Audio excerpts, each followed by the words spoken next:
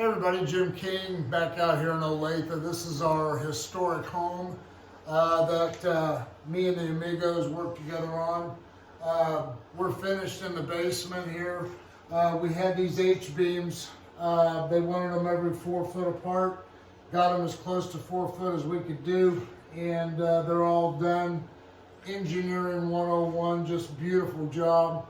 We're the only ones that do it like this, the way we lock them in at the top.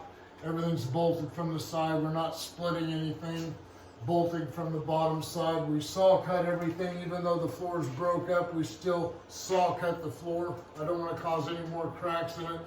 The homeowner didn't want to spend any more time and money on the floor, so we are finished on the inside. Real proud of this.